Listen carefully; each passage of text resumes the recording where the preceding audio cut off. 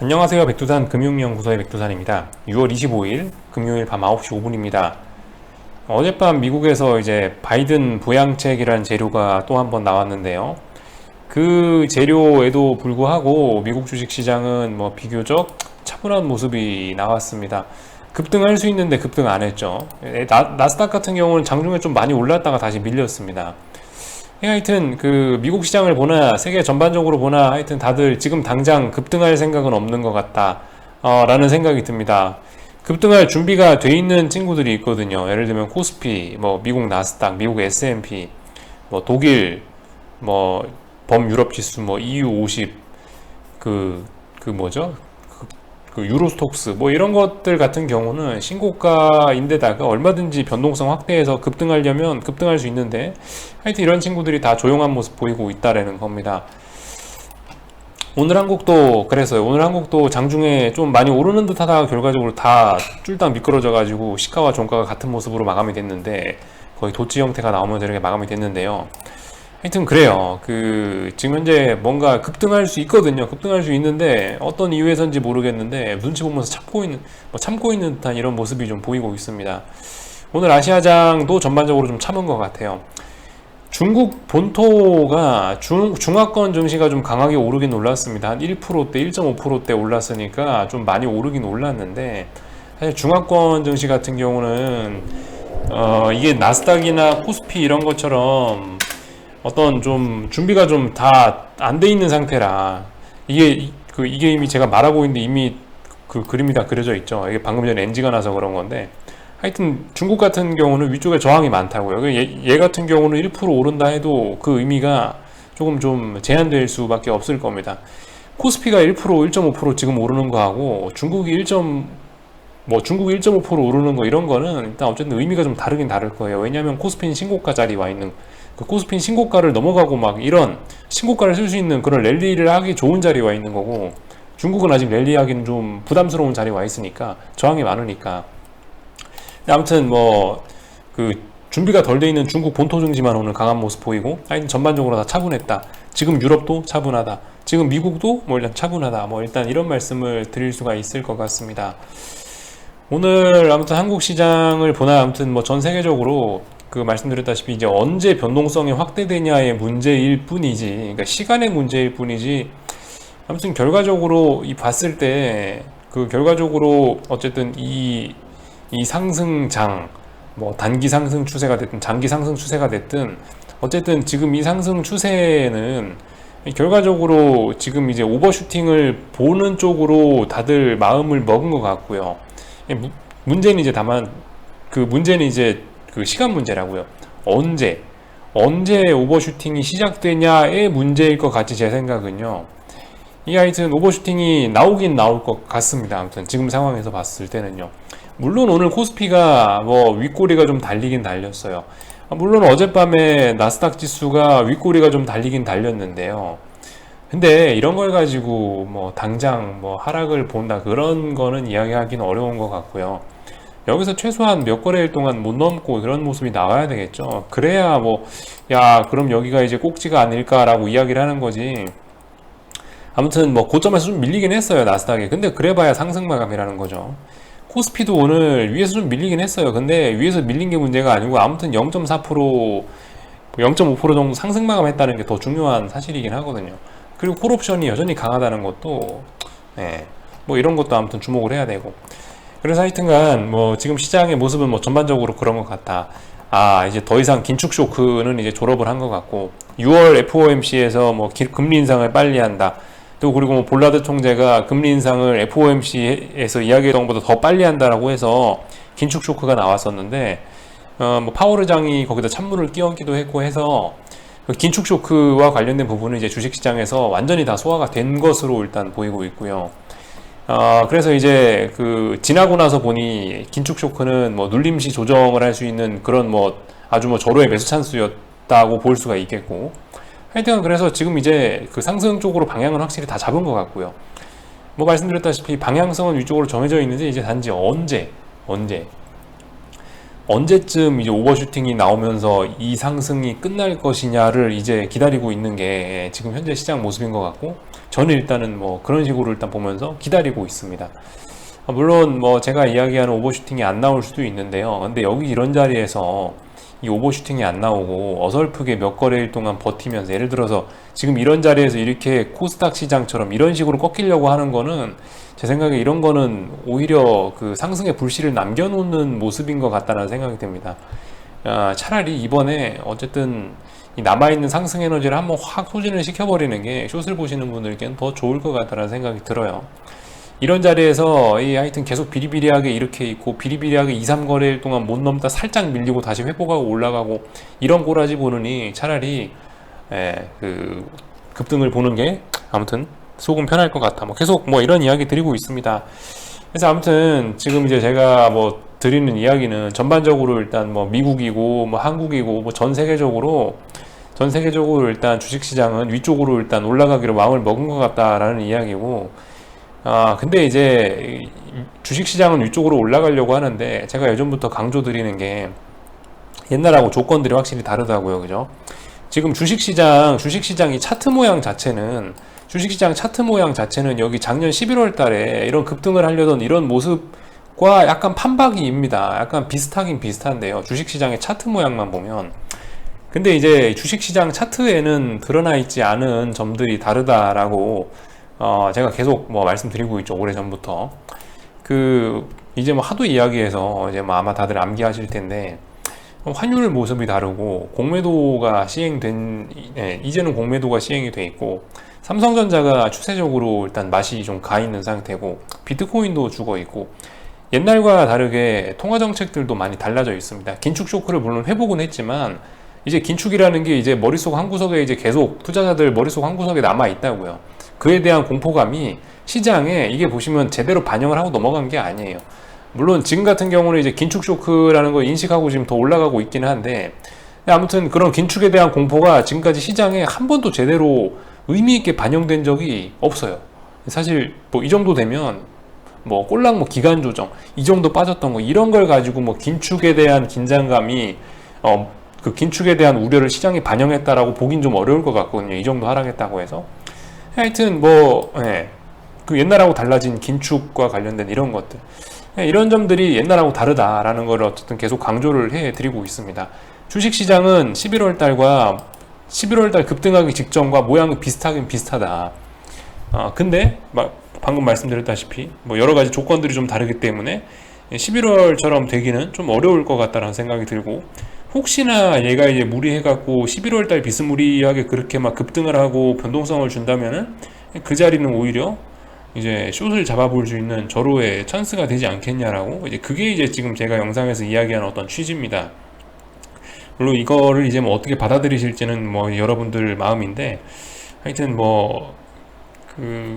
제 영상의 취지와 제가 생각하는 거를 온전히 다 이해를 못 하시는 분들이 계시는 것 같아서 어쨌든 이렇게 좀 한번 정리를 좀 한번 해봤고요.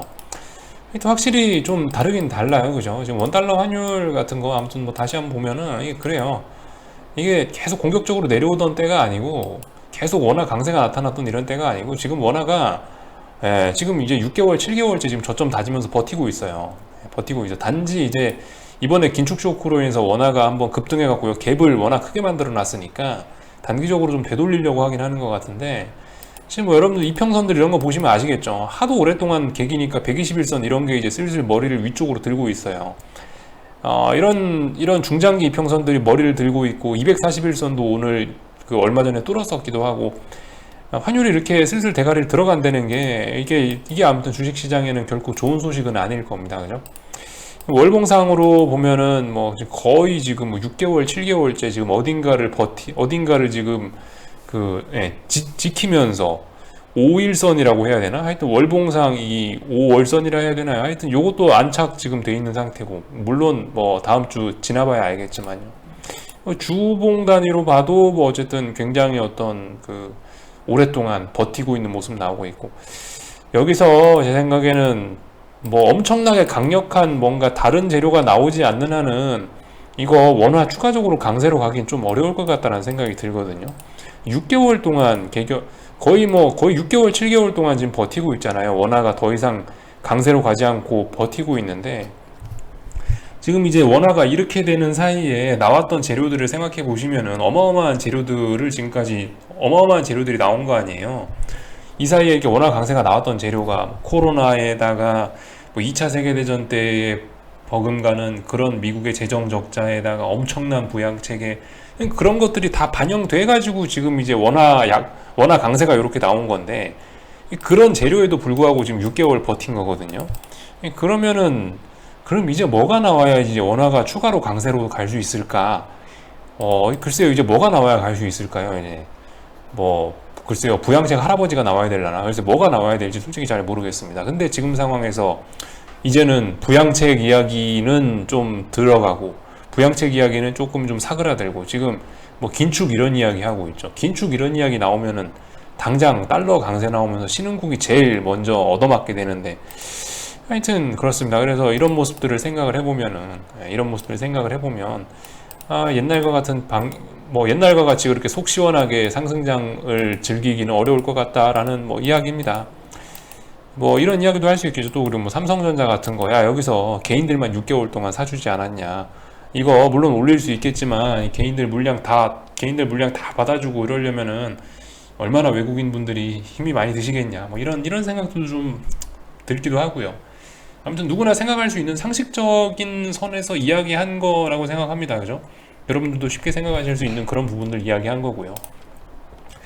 예전과 다르게 공매도라는 것도 시작이 됐으니까, 예전과 같으면은 예전에 공매도가 없었을 때는 슈팅을 주더라도 기간 조정으로 어떻게 뻐길 수도 있었단 말입니다. 왜냐하면 아래쪽으로 후려칠 방법이 좀 제한적이었으니까.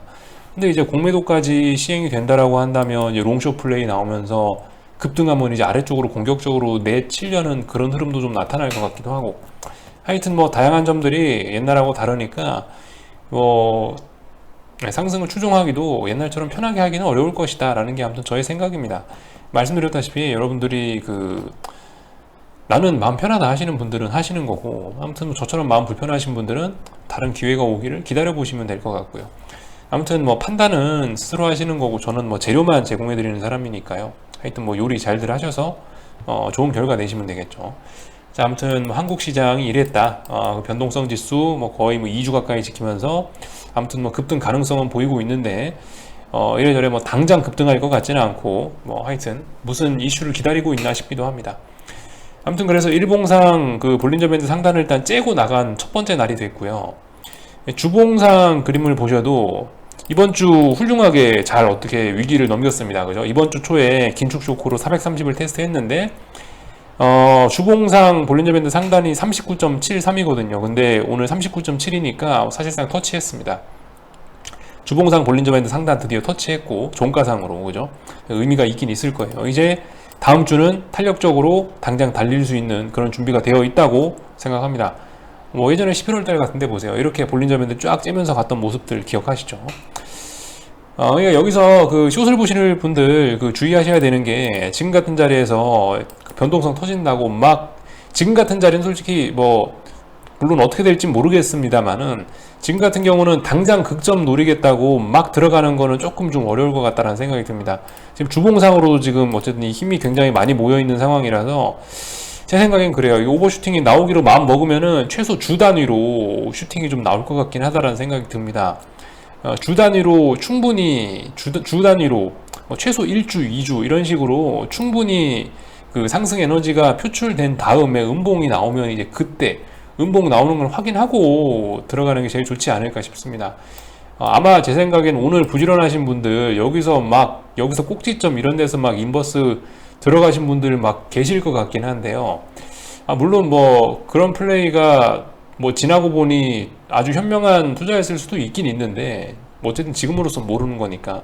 근데 아무튼 지금 당장 밤 9시 19분 현재 상황으로 봤을 때는 그런 건 좀 위험하지 않겠냐라는 생각입니다. 이 처음으로 일단 일봉 볼린저 밴드 뚫고 나온 거고, 아무튼 상승 마감이니까, 아직 음봉 나오고 그런 것도 아니고 하락 마감한 것도 아니니까, 아무튼 당분간 좀 변동성 확대가 되는 거 충분히 확인하고, 아니면은 여기서 2, 3거래일 동안 며칠 동안 못 넘고 어딜 붕괴시키는 모습이 나오거나, 그죠? 아무튼 그러니까 당분간 최소 뭐 다음 주 수요일, 목요일 이 정도까지는 제 생각엔 딱히 뭔가 이렇게 주문창을 열 만한 일은 별로 없을 것 같다라는 생각이 듭니다. 숏을 보시는 분들 입장에서.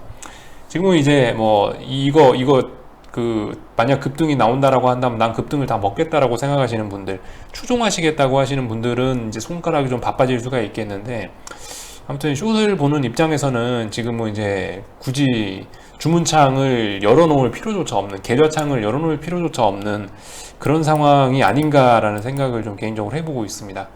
아무튼 한국 시장에 관련된 이야기는 이 정도고요. 미국도 그래요. 여러분들 미국도 그래요. 미국도 솔직히 뭐 그렇습니다. 당장 미국도 지금 변동성이 시간 문제지 미국도 변동성이 확대는 되긴 될 것 같다라는 생각이 들고, 누가 봐도 정고점 돌파한 차가고 또 신고가 가고 있으니까 어쨌든 이런 분위기 상이라면은 언제든 시간 문제지 언제든지 급등은 나올 수 있을 거라 보거든요. 이런 자리에서는 지금 당장은 뭐 극점을 노려서 뭐 꼭지점 자리에서 막 숏을 잡고 이런 거를 하는 거는 지금 조금 어렵지 않을까라는 생각을 해보고 있어요. 미국장도 그렇고 한국장도 그렇고 어쨌든 숏을 보시는 분들은 좀 당분간 충분히 상승의 힘이 뿜어져 나온 이후를 기다리셔야 되지 않을까라는 생각을 해보고 있습니다. 아무튼 그래서 뭐 미국도 특별히 뭐 드릴 말씀은 없다 뭐 이런 겁니다. 물론 뭐 여기서 뭐 오늘 밤에 확 되돌리고 음봉 나오고 어딜 붕괴시키고 그럼 또 이야기가 달라질 수가 있는데요. 아무튼 여전히 그 중요한 지지선들을 너무 많이 그 아래쪽에 중요한 지지선들이 워낙 많은 상황이라서요. 아무튼 지금 뭐 숏을 이야기하기는 지금은 어쨌든 당장 그런 건 좀 어려울 것 같다라는 생각을 하고 있습니다. 오늘 밤에도 비트코인은 또 살짝 하락을 하고 있네요. 아무튼 뭐 이런 거 보면 정말 참 재밌어요. 그냥 비트코인 같은 거 이미 추세 죽었는데 이거 어떻게 하려고 주식시장은 급등을 하려고 하고 있고, 참 어떻게 하려는지 잘 모르겠습니다. 아무튼 그 원달러 환율 같은 거는 여기 일단 갭 메꾸려고 하고 있고, 뭐 이 정도 흐름 정도 체크하시면 될 것 같죠.